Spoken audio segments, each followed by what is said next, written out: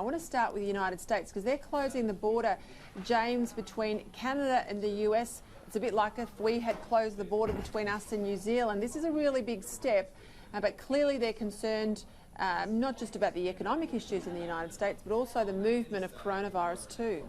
Yeah, I mean, that's an absolutely huge step. It is actually even more significant, I think, than closing the border with New Zealand. It's a huge land border, two biggest trading partners, I think, in the world. And it just goes to show how seriously the Trump administration is taking this. And between that and the economic response, which has been really, really huge and even getting praise from CNN, you see how seriously they're taking it. Cory, we closed our borders today. It'll be effective tomorrow night at 9 p.m. New Zealand's closing their borders today. You can do that when we're Australia. We're an island nation, and we've got, I think, we're renowned for our border measures anyway. We've got the infrastructure there to flick the switch. Look at the EU. There's talk a lot of countries now are trying to put in border controls, but of course they've been operating without borders for so long. They don't even have the personnel, let alone the checkpoints anymore. That's a real worry, isn't it? Of course it is, Peter. Governments all over the world are overreacting, but the EU is particularly vulnerable. Remember, they had over 1 million Northern African economic refugees invade Europe, and particularly Germany, and they did nothing about it. So how are they going to stop members of the European Union from crossing borders themselves? Yeah, and look, 475 deaths overnight in Italy, James. They haven't reached the peak from what we can tell. They've been home quarantined and schools shut for 10 days. So that shutdown impact is yet to flow through to their overall numbers, but the infection rate is climbing still. And as I said, the death rates are still very, very high. Now they exceed China numbers. Yeah, well, and the death rates also, though, there was a study today which showed that the higher number of major illnesses you'd had in your life, the more fatal this was, and it's people who've had 3 or 4 or more major illnesses are the ones most likely to be taken out by this disease. And that's reflective, sadly, of, I think, the demographics of Italy, and that they have become a very aged population, and that is, I think, what makes them a special case here. That and the connection of the fashion industry in the north of Italy with China, which I think probably brought in a lot of cases early on before they got it together to close their own border.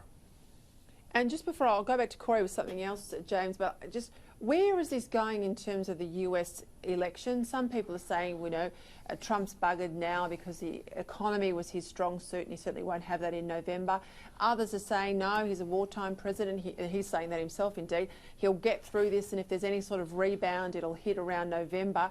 Or I'm in the camp of, I don't think anybody knows. What do you think?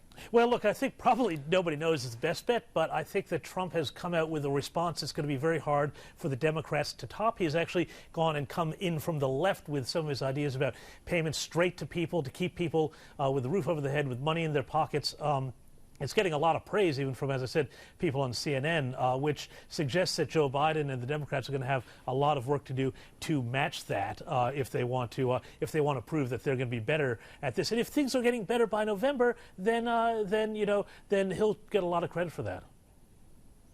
Cory, both of them, President Trump and the Prime Minister Boris Johnson in the United Kingdom, they've both copped a bit of criticism for seemingly responding late to this. How do you read it?